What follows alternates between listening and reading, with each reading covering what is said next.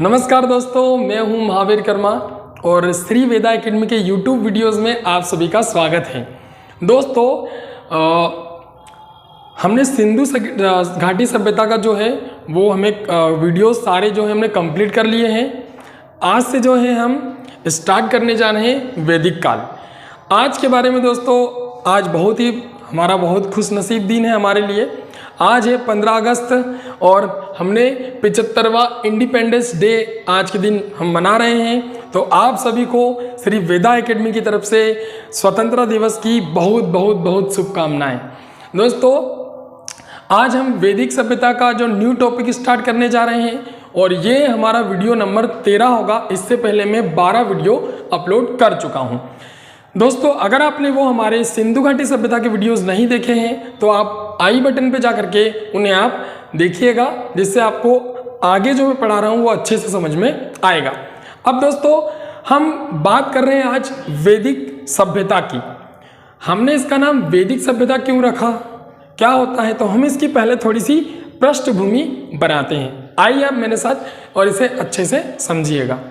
देखिए दोस्तों, हड़प्पा सभ्यता या सिंधु घाटी सभ्यता के पतन के बाद जो नई सभ्यता प्रकाश में आई या जिस नई सभ्यता का जो हमें विकास देखने को मिलता है, तो वो जो सभ्यता है उसके बारे में हमें जानकारी वेदों से प्राप्त होती है। इसलिए हम इस पूरी सभ्यता को जो हम पढ़ने जा रहे हैं, इस पूरी सभ्यता को वैदिक सभ्यता कहते हैं।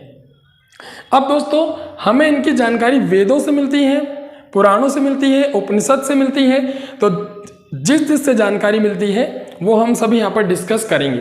पहले हम दोस्तों हर बार की तरह हमारे टॉपिक को एक आयाम देते हैं कि हम किन किन आयामों पर बात करने वाले हैं। तो आज हम उन आयामों के बारे में चर्चा करते हैं। आइए दोस्तों हम बात करते हैं। सबसे पहले है वैदिक काल।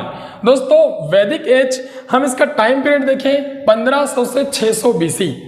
1500 ईसा पूर्व से 600 ईसा पूर्व तक का जो कालक्रम होगा वो वैदिक काल का कार्यक्रम होगा। इसमें वैदिक सभ्यता या इसे वैदिक काल के नाम से भी जाना जाता है। देखिए दोस्तों, वैदिक सभ्यता को मैंने यहाँ पर 3 भागों में बांटा हुआ है। नंबर 1 बात करें कालखंड या कालक्रम क्या होता है। नंबर 2 उत्पत्तिकर्ता, इसके उत्पत्तिकर्ता कौन थे। और नंबर 3 है स्रोत, इसके क्या क्या थे। आइए दोस्तों हम एक एक को बारी बारी समझते हैं। नंबर 1 है हमारा कालखंड में ऋग्वैदिक काल। दोस्तों ऋग्वैदिक काल जो इसका कालखंड होता है ये 1500 से 1000 BC तक का इसका कालखंड माना जाता है। और उत्तर वैदिक काल जो है ये इसका कालक्रम जो है 1000 से 600 BC तक माना जाता है। देखिए दोस्तों, जैसे हमने हड़प्पा सभ्यता में बात की थी, पहले हमने हड़प्पा सभ्यता को पढ़ा, फिर हमने उसका पतन पढ़ा, तो हमें दोनों के बीच में थोड़ा कुछ अंतर पता चला। वैसे ही यहाँ पर हमें वैदिक काल में 2 हमें स्थान और कालक्रम के बारे में पता चलता है। 2 स्थान भी पता चलेंगे। हम भौगोलिक जब क्षेत्र पढ़ेंगे तो हम इसको अच्छे से समझेंगे। एक तो होता है वैदिक काल को ऋग्वैदिक काल में और उत्तर वैदिक काल में बांटा गया है। और ऋग्वैदिक काल, हमने इसको ऋग्वैदिक काल नाम क्यों दिया, क्योंकि दोस्तों सबसे पहला जो वेद बनता है वो ऋग्वेद बनता है। और दोस्तों वैदिक काल का प्रारंभिक काल भी होता है, तो इसे वैदिक काल भी कहते हैं। और इसी को दोस्तों पूर्व वैदिक काल के नाम से भी जाना जाता है। तो पूर्व वैदिक काल भी कहेंगे या ऋग्वैदिक काल भी इसे कहते हैं। इसे उत्तर वैदिक काल या वैदिक काल का अंतिम भाग, लास्ट वाला भाग जो होता है वो उत्तर वैदिक काल कहलाता है। अब जैसे वैदिक काल का कालक्रम 1500 से 600 BC का होता है, तो इसमें ही दोस्तों वैदिक काल में 2 भाग आ जाते हैं। ऋग्वैदिक काल 1500 से 1000 BC और उत्तर वैदिक काल 1000 से 600 BC। अब दोस्तों हम इसको आगे बढ़ते हैं। ये टॉपिक जो है मैं आपको पूरी टेबल कंप्लीट करने के बाद बताता हूँ। आइए दोस्तों बात करें उत्पत्तिकर्ता। देखिए दोस्तों उत्पत्तिकर्ता मतलब कि जैसे हमने हड़प्पा सभ्यता में बात की थी कि हड़प्पा सभ्यता में कौन रहते थे, किस प्रजाति के थे, किस जाति के थे, वैसे वैदिक काल के बारे में बात करेंगे तो वैदिक काल में कौन रहते थे, आर्य होते थे दोस्तों। और आर्य यह एक जाति नहीं है दोस्तों, आर्य जाति नहीं है, आर्य तो एक पहचान है। हम इसके बारे में डिटेल में आगे देखेंगे टॉपिक में। तो आर्य जो है इन्हें उत्पत्तिकर्ता माना जाता है। फिर उत्पत्तिकर्ता में आर्यों का निवास स्थान देखें। यहाँ पर दोस्तों निवास स्थान में दो मत सामने आते हैं। एक तो आता है देसी मत, एक आता है विदेशी मत। मतलब कुछ लोगों का ऐसा मानना है कि जो आर्य हैं वो भारत के रहने वाले थे, और कुछ का मानना है कि जो आर्य हैं वो भारत से नहीं थे, वो भारत के बाहर के थे, जो भारत में आए थे और उन्होंने भारत में आकर के अपना विकास किया। चलिए, ये तो होता है उत्पत्तिकर्ता। अगली बात करें स्रोत की। किस किस स्रोत से हमें वैदिक काल के बारे में पूर्णतः जानकारी प्राप्त होती है? तो देखिए दोस्तों, स्रोत में एक तो साहित्यिक स्रोत मिलता है और एक मिलता है पुरातात्विक स्रोत। तो साहित्यिक स्रोत और पुरातात्विक स्रोत से हम वैदिक काल के बारे में संपूर्ण जानकारी प्राप्त करते हैं। अब दोस्तों, जिस तरह मैंने आपको बताया था कालखंड, कालखंड में दोस्तों वैदिक काल और उत्तर वैदिक काल में हम कुछ चीज़ों को पढ़ने वाले हैं। दोस्तों, मैं यहाँ पर यह बताने जा रहा हूँ कि हम पूरे वैदिक काल में हम कालखंड के बारे में पढ़ेंगे, उत्पत्तिकर्ता आर्य वो कहाँ के रहने वाले थे ये पढ़ेंगे, स्रोत पढ़ेंगे किससे हमें वैदिक काल की पूर्णतः जानकारी होती है, और दोस्तों वैदिक काल में हम किन किन बिंदुओं पर चर्चा करेंगे, सबसे महत्वपूर्ण बात ये हो जाती है। तो दोस्तों वैदिक काल में जो है, हम वैदिक काल में ऋग्वैदिक काल और उत्तर वैदिक काल दोनों के लिए हैं, हम इन टॉपिक्स की चर्चा करेंगे और ये टॉपिक्स हमारे लिए बहुत ज़्यादा जरूरी होंगे। ये दोस्तों आपकी प्री हो, आपका मेंस हो, चाहे किसी भी अन्य स्टेट का हो, यूपीएससी का हो, प्री हो, मेंस हो, या फिर दोस्तों आपकी कोई से भी एग्जाम हो, उनमें इन सभी बिंदुओं पर अपन बात कर लेंगे तो आपकी इस टॉपिक पर इतने अच्छे से पकड़ बन जाएगी कि दोस्तों आपका एक क्वेश्चन भी गलत नहीं होगा। आइए दोस्तों हम बात करते हैं। तो देखिए, नंबर 1 है हमारा वैदिक काल या उत्तर वैदिक काल के भौगोलिक विस्तार की बात करेंगे। दोस्तों दोनों की बात यहाँ पर बता रहा हूं मैं, हम भौगोलिक विस्तार पढ़ेंगे वैदिक काल का भी और भौगोलिक विस्तार पढ़ेंगे उत्तर वैदिक काल का भी। फिर दूसरी बात, हम राजनीतिक जीवन की बात करेंगे। तो राजनीतिक जीवन भी दोस्तों ऋग्वैदिक काल के राजनीतिक जीवन की भी बात करेंगे और उत्तर वैदिक काल के राजनीतिक जीवन की भी हम यहाँ पर बात करने वाले हैं। फिर हम बात करेंगे आर्थिक जीवन की। तो यहाँ पर अर्थव्यवस्था या आर्थिक जीवन कैसा था ऋग्वैदिक काल का, या आर्थिक जीवन कैसा था उत्तर वैदिक काल का। फिर हम बात करेंगे यहाँ के समाज की, समाज में कि ऋग्वैदिक काल का समाज कैसा था या उत्तर वैदिक काल का समाज कैसा था। ठीक है, फिर हम बात करेंगे यहाँ पर सांस्कृतिक जीवन की। तो सांस्कृतिक जीवन वैदिक काल का कैसा था और उत्तर वैदिक काल का सांस्कृतिक जीवन कैसा था। इसी में दोस्तों हम धर्म की बात कर लेते हैं, स्त्री की स्थिति की बात कर लेते हैं, सभा समिति, सारी चीज़ों की बात यहाँ पर हो जाती है। दोस्तों जैसे ही हम सबसे पहले ऋग्वैदिक काल के बारे में जब पढ़ना स्टार्ट करेंगे तो हम ऋग्वेद के बारे में पूरा पढ़ लेंगे कि ऋग्वेद के जो ऋग्वेद है उसके रचनाकार कौन है, संकलनकर्ता कौन है, इसके अंतर्गत क्या क्या आता है, ये सारी चीज़ें पढ़ लेंगे।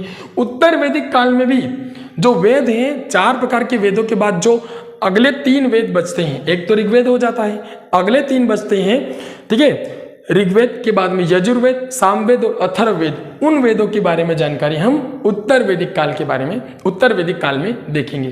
तो ये रहेगा दोस्तों हमारा पूरे आयाम, और इन आयाम पर हम एक के बाद एक चर्चा करेंगे और आप इन सभी आयामों को डिटेल में पढ़ लोगे दोस्तों तो पूरा वैदिक सभ्यता या पूरा वैदिक काल पर आपकी बहुत अच्छी पकड़ बन जाएगी। आइए दोस्तों हम इसे स्टार्ट करते हैं। चलिए दोस्तों, अब हम हमारे टॉपिक को स्टार्ट करते हैं और टॉपिक में 1 बाय 1 टॉपिक्स को हम पढ़ते जाते हैं। नंबर 1 है हमारा कालखंड। तो कालखंड की बात करते हैं। वैसे हमने टेबल में कालखंड को समझ लिया था, परंतु फिर हम इसे एक बार अच्छे से समझते हैं। देखिए दोस्तों, वैदिक सभ्यता को अगर हम बात करें, वैदिक काल को या वैदिक सभ्यता को ही 2 भागों में बांटा गया है। नंबर 1 है ऋग्वेद, नंबर 2 है नंबर 2 है उत्तर वैदिक काल। देखिए दोस्तों, यहाँ पर इस चीज को ध्यान रखना, ऋग्वैदिक काल को ही पूर्व वैदिक काल भी कहते हैं। क्यों कहते हैं? पहली बात तो हम यहाँ पर बात करें वैदिक सभ्यता, इस सभ्यता को ही वैदिक सभ्यता क्यों कहा जाता है? इस सभ्यता को ही वैदिक सभ्यता इसलिए कहते हैं कि इन सब के बारे में जो हम वैदिक काल पढ़ने जा रहे हैं, ये जो नई सभ्यता में जो मिली, इस सभ्यता के बारे में पूरी जानकारी ही हमको वेदों से मिलती है, इसलिए हम इसे वैदिक सभ्यता के नाम से जानते हैं। अब वैदिक सभ्यता में भी 2 पार्ट देखने को मिलते हैं। नंबर 1 होगा ऋग्वेद और नंबर 2 होगा उत्तर वैदिक काल। अब ऋग्वैदिक काल का टाइम पीरियड क्या होगा? जैसे वैदिक काल का टाइम पीरियड 1500 से लेकर के 600 BC, ऐसे यहाँ पर इस टाइम पीरियड को 2 भागों में बांट दिया जाएगा। नंबर 1 ऋग्वैदिक काल का 1500 से 1000 BC हो जाएगा, और उत्तर वैदिक काल का 1000 से 600 BC तक का टाइम पीरियड जो है हो जाएगा। अब दोस्तों यहाँ पर हम किसके बारे में बात करेंगे? तो ऋग्वैदिक काल में हम ऋग्वेद के बारे में बात करते हैं। ऋग्वेद के बारे में बात करेंगे। ऋग्वेद में कितने यहाँ पर इसके मंत्र कितने होते हैं, श्लोक कितने होते हैं, इन सब के बारे में बात करेंगे। उत्तर वैदिक काल की बात करें तो उत्तर वैदिक काल में दोस्तों हम अगले 3 वेदों के बारे में चर्चा करेंगे। जैसे मैंने बताया था यजुर्वेद, सामवेद और अथर्ववेद के बारे में, तो इनको हम आगे स्टार्ट करेंगे और फिर इनके बारे में डिटेल में चर्चा हम करेंगे। चलिए दोस्तों, अब हमारा अगला जो आता है वो आता है उत्पत्तिकर्ता। किसका उत्पत्तिकर्ता? वैदिक सभ्यता का, ये वैदिक काल का उत्पत्तिकर्ता कौन होता है? उत्पत्तिकर्ता में हम आर्यों के बारे में और उनके निवास स्थान के बारे में बात करेंगे। उत्पत्तिकर्ता में हम आज आर्य को पढ़ने वाले हैं और कल की वीडियो में हम इनके निवास स्थान के बारे में विस्तृत रूप से चर्चा करेंगे। तो आज हम आर्य के बारे में बात करते हैं कि आर्य क्या होते हैं। देखिए दोस्तों, आर्य कोई जाति या प्रजाति नहीं है, इस चीज़ को ध्यान रखिए। आर्य जाति नहीं होती है, न कोई प्रजाति होती है, तो फिर क्या होता है तो उसके बारे में हम नीचे बात करेंगे। अभी आर्य एक संस्कृत भाषा का शब्द है। आर्य किस भाषा का शब्द है? संस्कृत भाषा का शब्द है, जिसका अर्थ होता है उच्च कोटि का होना। मतलब आर्य कोई जाति प्रजाति नहीं लिखी जाएगी, बोली जाएगी। आर्य हम किसी को कहेंगे आर्य कहा मतलब हमने उसको उच्च कोटि का कहा, या कोई अपने आप को आर्य कहता है मतलब वो अपने आप को उच्च कोटि का कहता है। आर्य एक भाषा सूचक शब्द है। ठीक है दोस्तों, ये भाषा सूचक शब्द है क्योंकि आर्य शब्द एक चीज को बता रहा है कि हमने जिसको आर्य कहा मतलब हमने कि ऐसी भाषा का उपयोग किया कि हम उसे उच्च कोटि का कह रहे हैं। तो भाषा सूचक क्या हो जाता है? शब्द हो जाता है। मैक्स मुलर जो थे उन्होंने 1853 में आर्य शब्द का प्रयोग पहली बार किया था। मैक्स मुलर ने 1853 में आर्य शब्द का प्रयोग पहली बार किया था। और ऋग्वेद में दोस्तों 33 बार 33 टाइम्स आर्य शब्द का जो है प्रयोग किया गया है। अब देखिए दोस्तों, हमने यहाँ पर एक बात की थी, आर्य कोई जाति या प्रजाति नहीं है। तो क्या है? आर्य एक भाषा सूचक शब्द है और आर्य शब्द का अर्थ होता है उच्च कोटि का।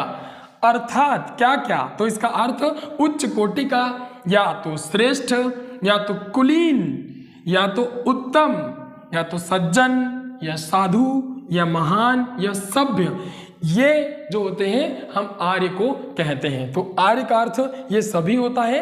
आप इन सभी चीजों को याद रखिएगा अच्छे से। देखिए दोस्तों, अब अगला जो हमारा वीडियो आएगा उसमें हम आर्यों के निवास स्थान के बारे में बात करेंगे। ठीक है दोस्तों, अब हम मिलते हैं अगले वीडियो में। Thank you.